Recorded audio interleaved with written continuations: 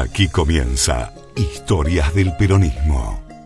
Un espacio de revisionismo histórico para evitar tergiversaciones y conocer en profundidad la historia del movimiento creado por el general Juan Domingo Perón. Historias del Peronismo. Conduce Juan Imperial.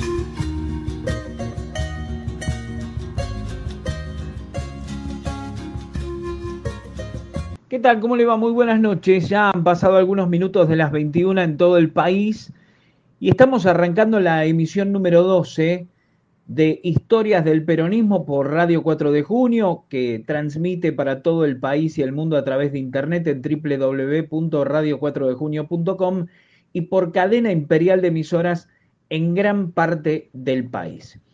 Hoy, junto a Juan Solito de la operación técnica y puesta en el aire, y la idea, producción y conducción de quien les habla, de Juan Imperial, vamos a estar teniendo otro programa de archivo. Programa de archivo en donde vamos a tener nuevamente a Juan Domingo Perón hablándonos y contándonos dos hechos trascendentales, quizás los hechos que dan vida al movimiento peronista. Al movimiento, le dan nueva vida al movimiento nacional por aquellos años 40, y en donde se empieza a ver la posibilidad de una revolución realmente concreta en Argentina y romper los moldes establecidos desde Caseros hasta ese momento. Bueno, vamos a escuchar a Juan Domingo Perón hablando en fragmentos de la película La Revolución Justicialista, contando primero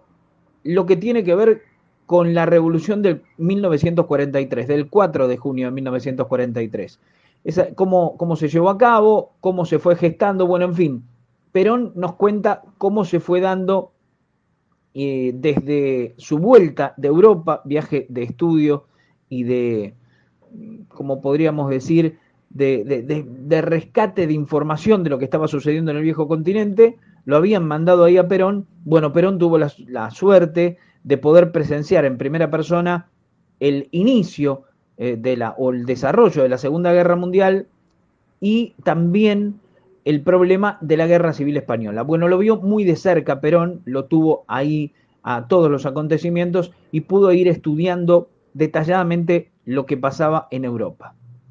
Esas ideas después las trajo a la Argentina y aplicó todo lo contrario a lo que se habían equivocado las izquierdas nacionales en el gobierno, en el viejo, en la vieja Europa de los años 40, y bueno, y evitó cometer algunos de los errores que cometieron aquellos líderes de la izquierda nacional.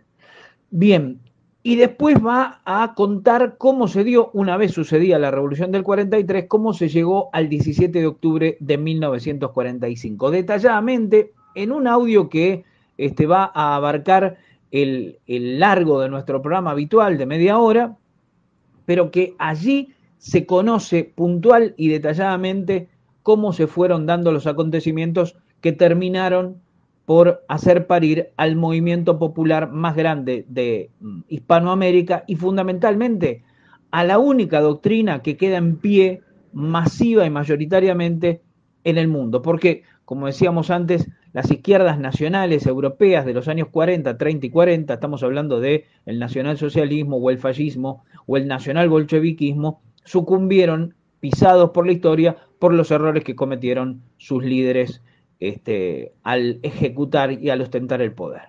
Así que lo tenemos a Perón. Empieza contando cómo fue la revolución de 1943 desde su llegada a Europa. Y después nos vamos a encontrar para la despedida, para la reflexión final. Juan Domingo Perón cuenta cómo se hizo la revolución de 1943 del 4 de junio y el 17 de octubre de 1945 en esta nueva emisión de Historias del Peronismo. Cuando llegué a Buenos Aires, estaba en plena alteración, diremos así, de las formas institucionales, había un poco de caos, estaba en el gobierno el doctor Castillo y ya se hablaba de elecciones para un futuro cercano. Esas elecciones, indudablemente ya, como se hacían las cosas en aquellos tiempos, estaban un poco amañadas. Ya sonaba para candidato de reemplazo el doctor Robustiano Patrón Costas. Tomé contacto nuevamente con algunos oficiales, sin ninguna otra intención que la profesional, hasta que un día se me presentaron allí un grupo de coroneles y me dijeron: esto no puede ser, aquí se va a hacer un fraude electoral y nosotros hemos escuchado todo lo que usted nos ha dicho sobre las cuestiones sociales y políticas de Europa y sus ideas fundamentales sobre estos problemas, y no hemos perdido nuestro tiempo. Nosotros hemos organizado ya más o menos en el ejército la posibilidad de contar con el apoyo de jefes y oficiales del ejército para tomar el gobierno, dar un golpe de Estado e impedir estas elecciones que ya se preparan con un marcado fraude. Bueno, yo le dije: cuidado, yo creo que tenemos que andar continuo y despacio, porque eso de tomar el gobierno hay que pensarlo dos veces, porque tomar el gobierno para fracasar después en el gobierno, mejor no tomarlo. En consecuencia, le dije yo: bueno, me dijeron ellos, usted nos ha hablado de una revolución que cree que es indispensable en el tiempo que estamos viviendo, y nosotros querríamos que usted fuera el orientador de esa revolución, y nosotros tomaríamos el gobierno solamente para hacer un gobierno administrativo para que el país no sufra, y usted se encargaría de realizar, digamos así, cuanto nos ha dicho sobre la revolución social que usted piensa que debe realizarse en el país para ganar tiempo y colocarnos en una posición en que el futuro marcará indefectiblemente. Muy bien, le dije yo: ustedes me perdonan que yo tome mis recaudos, denme 15 días de tiempo y entonces sí aceptaré la misión que ustedes me están asignando. En fin, cuando me di cuenta de que esto tenía ambiente y que era una cosa posible, llamé a los coroneles y le dije: bueno, yo pienso que es posible esto. Muy bien, dijeron, nosotros vamos a tomar el gobierno y usted se va a encargar de preparar y realizar la revolución de que nos ha hablado. Es decir, pasaba en ese momento a ser el ideólogo, diremos así, de la revolución justicialista y realmente el realizador. Claro, yo les pedí que no me diesen a mí ningún cargo en el gobierno ni a ninguna de esas cosas, porque yo tenía que trabajar, ¿no? Esto no era una cuestión tan simple. Una revolución necesita una preparación humana y una preparación técnica que no se pueden improvisar porque deben ser a base de una realización. Así se produce la revolución del 4 de junio. Esa revolución, en realidad, de verdad, es el punto de partida, es el golpe de Estado que nos posibilitaba a nosotros preparar desde el gobierno la revolución. Aspecto que es muy importante considerar, porque la preparación de una revolución desde la oposición es muy diferente a realizar una revolución desde el gobierno. Ello nos permitió iniciar la preparación humana. Bien, cuando se pasa el general Farrell a ser presidente provisional en reemplazo del general Ramírez, los jefes oficiales de Campo de Mayo me impusieron a mí, que tenía que ser yo el ministro del ejército. Indudablemente no estaba dentro de las funciones que habíamos acordado. Sin embargo, tuve que aceptar por la presión de los jefes oficiales. Fue así que yo dije: bueno, yo acepto el Ministerio de Ejército, que lo manejaré en la forma que pueda, pero yo necesito que ustedes me nombren presidente del Consejo Nacional del Trabajo. Era un Departamento Nacional del Trabajo, un organismo oscuro y trascendente que estaba funcionando desde hacía mucho tiempo sin ninguna finalidad y sin ningún objeto. La gente indudablemente se rió cuando yo le dije a los jefes oficiales que me fueron a ver. Les dije eso. En fin, Ellos se rieron, dicen, ¿cómo este que lo nombramos ministro de Ejército quiere ser secretario de Trabajo y Previsión? Indudablemente yo necesitaba un punto de apoyo y una palanca para hacer la preparación humana de la revolución. Y no había nada mejor que ese Departamento Nacional del Trabajo, al cual yo iba a convertir en Secretaría de Trabajo y Previsión, con rango de ministerio, y desde allí comenzar la preparación humana de la revolución. El estado social del país era miserable. Había peones que ganaban 12 pesos por mes. En general los salarios eran de hambre. Había una enorme cantidad de desocupados. El país estaba detenido, si no avanzaba en manera alguna. Estaba privado de sus derechos políticos porque a través del fraude le imponían el gobierno desde la Cámara Británica de Comercio. No elegía, votaba así, como se votaba entonces en el correo, ¿sabes? Es decir, se decidía en el correo, se votaba en los comicios, pero era todo fraudulento. La mujer no votaba, la mujer no tenía ningún derecho. Ahora, en el orden económico, diremos un subconsumo por falta de poder adquisitivo era el que sometía al hambre al pueblo y a la miseria. Y en el orden social, la injusticia más flagrante y más patente. Cuando nosotros llegamos al gobierno, todo eso existía en el país. Desde el punto de vista político era toda una mentira y un fraude. Desde el punto de vista económico estaba sometido a la miseria. Y desde el punto de vista social, bueno, a la injusticia más flagrante. ¿Y había derechos individuales? El hombre era libre en esa sociedad. Sí, proclamados por nuestra Constitución, pero jamás cumplidos. Porque cuando llegaba el momento hacían lo mismo que suelen hacer algunas dictaduras militares, que le ponen el estado de emergencia o el estado de sitio o el plan Coninte, donde desaparecen todas las declamaciones, diremos así, de la Constitución. Es decir, eran sistemas que la Constitución era letra muerta. Estaba allí todos los derechos bien consignados y todo, pero no se cumplía ninguno. Que se progresaban, diremos, intelectualmente aquellos que tenían medios para poder costearse sus estudios. Los demás formaban, como decían los romanos, la mutum et turpe pecum. Indudablemente, todo ese estado de cosas se debía exclusivamente a que el país era un país ocupado, era un país, una colonia del imperialismo británico en ese entonces. Y todos los servicios eran también británicos, algunos de ellos, como los teléfonos, eran de la ITT. Es decir, de los argentinos había poco en ese entonces en el país, y en consecuencia la suerte de los argentinos no era muy halagüeña.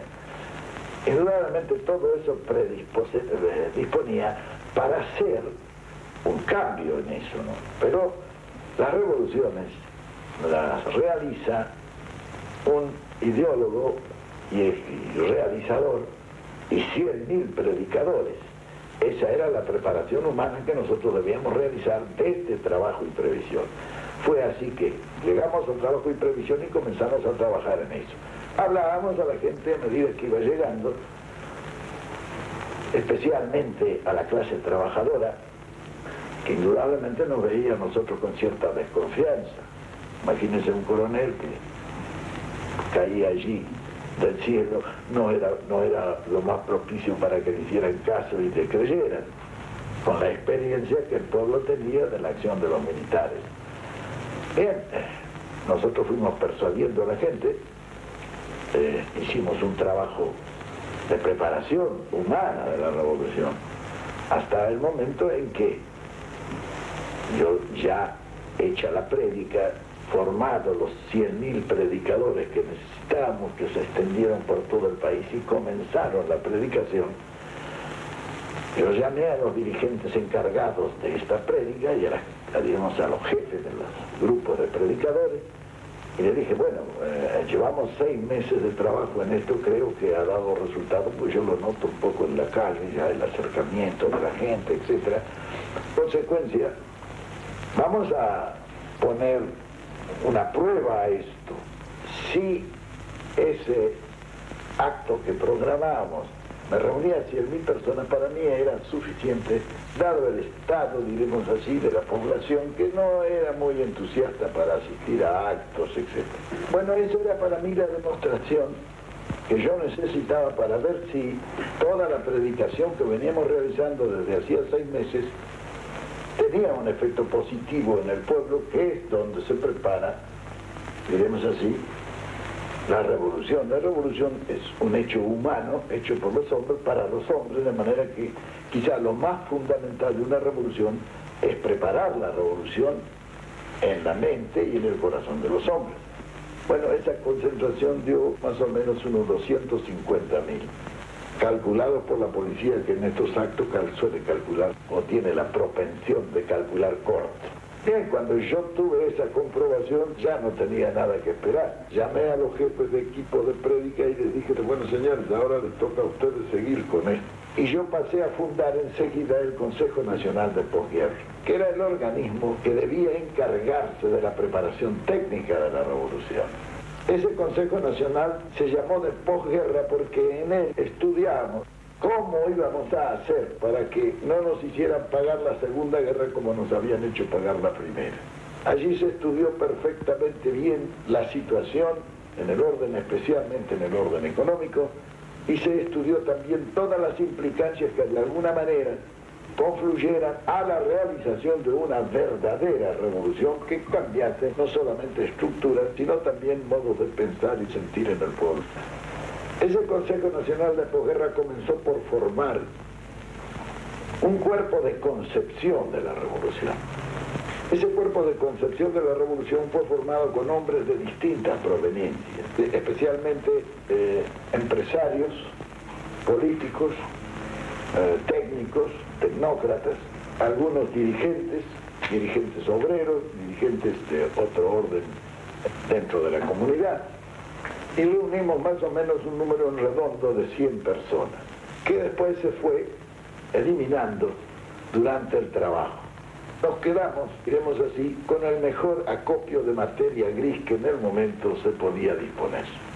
Con ellos comenzamos por establecer la ideología de la revolución, porque indudablemente la revolución necesita especialmente de ideas inicialmente, y un estudio de las ideas políticas y sociales implicaba la creación también o la cristalización de una ideología. Esa ideología se encargó inicialmente a algunas personas. Se leyó dentro del cuerpo de concepción de la revolución, se leyeron los resultados. La gente no estuvo muy de acuerdo. Yo especialmente la critiqué, la mayor parte de ellas, porque o eran fragmentarias o eran demasiado detalladas, algunos eran una cosa muy larga, y entonces a mí me parecía que la fijación ideológica de una doctrina revolucionaria ha de ser una cosa sintética, que comprenda solamente las grandes líneas que la revolución debe de seguir tras los grandes objetivos que persigue. En consecuencia, después de una discusión larga, como yo la critiqué, me dijeron, bueno, ¿y por qué no la hace usted? Y bueno, entonces me tuve que poner a estudiar el problema y hacer. Hice un compendio en 22 capítulos que le llamé la comunidad organizada. Tan pronto nosotros tuvimos la ideología preparada, dividimos ese Consejo de Concepción en grupos. Se hizo un grupo económico, un grupo político, un grupo social, un grupo cultural, y entonces eso nos permitió ya ir orientando un plan. Los planes, en realidad, de verdad, tal cual lo hicimos nosotros, son de una gran simplicidad, pero son también preparados muy objetivamente, lo que daba la posibilidad de una comprensión de conjunto. En primer lugar, preparamos la estadística. Indudablemente, toda la estadística del Estado la tomamos y la coordinó el doctor José Figuerola, que era un gran estadígrafo, posiblemente el mejor estadígrafo que había en la Argentina. Él, cuando terminó de compilar toda la estadística, me llamó un día y me dijo, vea, general, o coronel, yo era en ese entonces, esta estadística es toda falsa. Tuvimos que hacer 15.000 encuestas para contar con una estadística empírica, pero real. Me acuerdo que Figueroa me contó un cuento ese día y me dice, vea, dicen que las 3 mentiras más grandes las dicen los curas, las mujeres y la estadística. Dice, de manera que esto nos viene comprobando la verdad de ese cuento. Una vez que tuvimos la estadística, por los grupos se estudiaron los grandes y lejanos objetivos del país. Se hicieron estudios monográficos de cada uno de los grandes objetivos que el país debía perseguir. Naturalmente, teníamos la estadística, teníamos los objetivos y teníamos los 2 límites de un plan. El resto, establecer el camino, era una cosa ya más sencilla. Es así que armamos el primer plan. Indudablemente, cuando tuvimos armado el plan, nos dimos cuenta que la obra de arte no es concebir un plan, la obra de arte es realizarlo. De manera que, de la realización, sobre todo en las actividades de un gobierno moderno, no se puede reducir a un hombre. Bien, cuando se tuvo el plan, yo llamé a los coroneles y les dije, bueno señores, nosotros la preparación de la revolución desde el punto de vista humano está, si no terminada, en un punto que es suficiente como para ejecutar después la revolución. Y desde el punto de vista técnico tenemos la planificación suficiente como para tomar el gobierno y ejecutar todo el plan, iniciando así la verdadera revolución justicialista que modificará todo el aspecto estructural y coyuntural de la situación argentina en el momento. Muy bien. Cuando yo presenté esto a los coroneles, ellos dijeron, bueno, pero nosotros pensamos, me dijeron, que no se puede llamar elecciones y jugarnos en una elección que podemos perder la suerte de todo el trabajo que hemos realizado en estos 2 años que llevamos en el gobierno y todo el trabajo que ustedes han realizado en la preparación de la revolución. Había algunos que eran partidarios de hacer un cambio de gobierno y ponerme a mí en el gobierno y terminar el gobierno provisional sin elecciones. Bien, yo no estuve de acuerdo con eso. Pero la reflexión mía era muy simple, decirle simplemente, señores, nosotros le hemos dicho al pueblo argentino qué es lo que queremos realizar. Se ve que nuestra idea se comparte en gran medida. La Unión Democrática, que está frente a nosotros, le ha dicho también qué es lo que quieren ellos. Lo justo es que el pueblo decida si quiere que se haga lo que nosotros decimos o lo que dice la Unión Democrática. En consecuencia, lo que hay que hacer es llamar elecciones. Si el pueblo nos elige a nosotros, tendremos el mandato explícito del pueblo para realizarlo, entonces nadie nos podrá detener en la revolución. Un gobierno dictatorial creado por nosotros no tendrá la fuerza de opinión necesaria como para tener el gobierno y detrás del gobierno el poder, que solamente lo da el pueblo, porque tiene que ser un gobierno fuerte. Y el gobierno fuerte no es sino aquel que proviene del pueblo. El gobierno militar es un gobierno de fuerza, no es un gobierno fuerte, es un gobierno de fuerza. El gobierno fuerte, el único gobierno fuerte es el que emerge del pueblo, que trae el mandato de todo el país. Muy bien, no nos pudimos poner de acuerdo. Lo que ellos querían, en mi concepto, era seguir más o menos, es decir, con buena intención. Tampoco había mala intención ni negativa para llamar elecciones. Ellos no creían que ganáramos las elecciones. Y yo al final les dije, vea, yo estoy seguro que las elecciones las ganamos. De esto no tengo la menor duda. Dice, sí, bueno, pero es una partida que no se puede jugar así, perder todo. Bueno, al final nos disgustamos. Ya yo le dije un día, quizá injustamente, le dije, lo que ustedes quieren es ponerme a mí ahí para manejarme ustedes. Y digo, yo no, y yo para eso no sirvo. Entonces se enojaron. Yo me enojé también. Y dije, bueno, señores, ahí tienen los planes, está toda la preparación de la revolución hecha. Si ustedes quieren realizarla, ustedes realícenla. Renuncié a todos los cargos que tenía y me fui a una isla del Tigre de un amigo para desprenderme de eso. Tomé mi valija, que todas mis cosas que tenía, yo seguía estudiando allí nomás. Cuando yo me fui, indudablemente toda esa enorme preparación humana comenzó a mover del piso el gobierno. porque no era un asunto tan simple. Entonces dijeron que yo estaba preparando una revolución al gobierno de Farrell, o un golpe de Estado. Y decidieron detenerme. Así fue que fue el jefe de policía, el coronel Mittelbach, fue hasta la isla donde yo estaba, me tomaron preso y me trasladaron a Martín García. Lo que más me molestó fue precisamente que para hacerlo me entregaran a la Marina. Entré ahí, me llevaron al presidio militar que hay ahí, y de ahí me trasladaron a una pequeña casita que había. Y empezaron a desfilar todos de la isla para decirme lo mismo, porque estaban todos conmigo. El correo vino y me dijo del correo, dice lo que quiera decir allá, y cualquier cosa que necesiten. En fin, y comencé a percibir que nuestra acción había sido muy eficaz, sobre todo en las esferas populares. Bien, ahí pasé en Martín García una semana, y yo seguía trabajando y estudiando mis cosas. Seguía pensando con el plan y con todo, porque yo sabía que algún día eso iba a ser útil. Bien, hasta que el 17 de octubre, a la mañana, se produjo una eclosión popular. Así es que caía el hospital militar. De allí empezaron todos a venir a verme. Y el 17 de octubre ya a mediodía comenzaron las columnas a salir de Avellaneda, de Villa Ballester, del Tigre, venían avanzando sobre la Plaza de Mayo. Bueno, yo tranquilo porque estaba viendo cómo se producían las cosas y sabía perfectamente que un gobierno militar, como le digo, es fuerte, sí, pero es frágil, porque un poco funciona en el aire. Y sabía que en un momento cualquiera podía ser crisis y venirse abajo el gobierno, como efectivamente sucedió ante la acción popular el 17 de octubre. Muy bien, me vinieron a buscar al hospital militar y me llevaron a la casa de gobierno. En la casa de gobierno me encontré con el general Farrell, sus ministros, estaban los generales, y me acuerdo que el general Farrell me dijo, bueno, pero dígame una cosa, ¿y qué es lo que cree usted que hay que hacer? Le dije, pero mi general, llama a las elecciones, ¿qué están esperando ustedes para llamar a elecciones?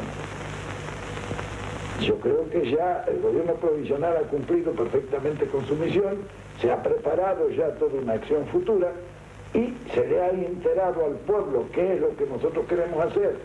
Sabe también qué es lo que quiere hacer la Unión Democrática, y entonces que se llama nosotros.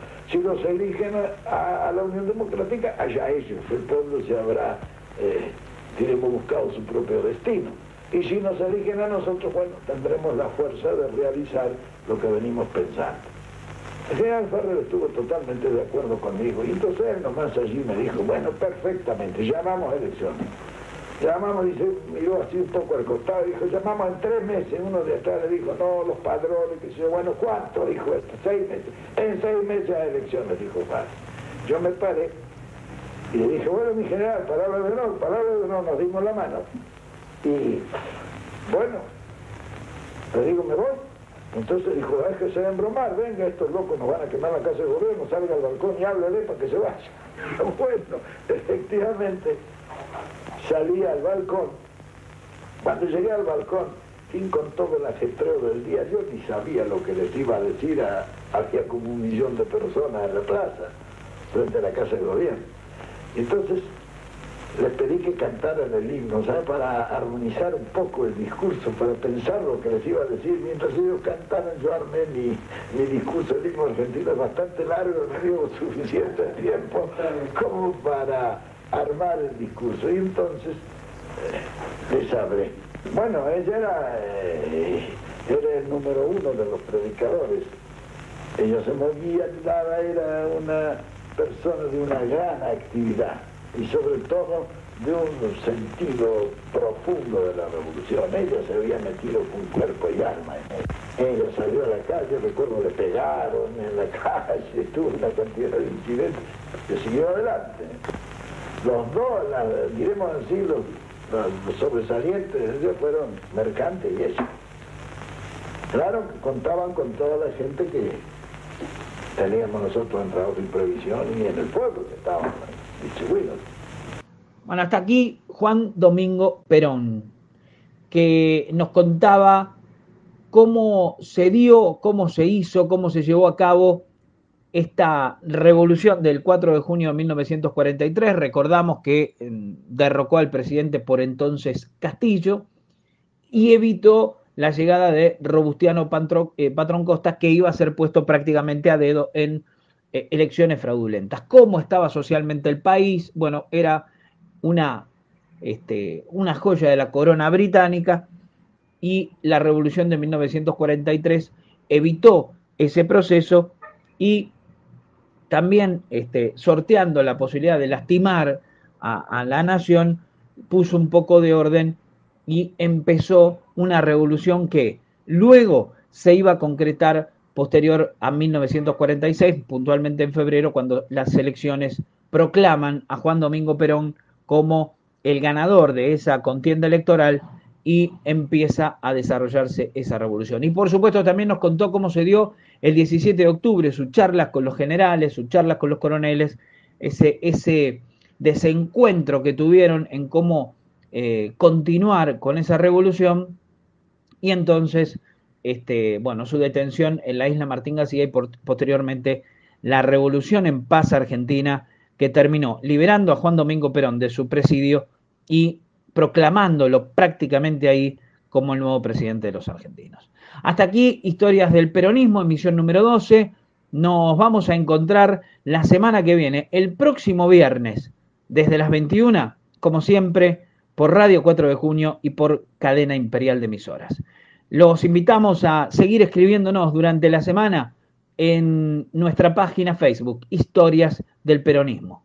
Allí nosotros leemos los mensajes de todos nuestros amigos. Muchísimas gracias y hasta la próxima semana con más de este ciclo que rescata las memorias del movimiento popular más grande que haya parido Hispanoamérica. Muchas gracias.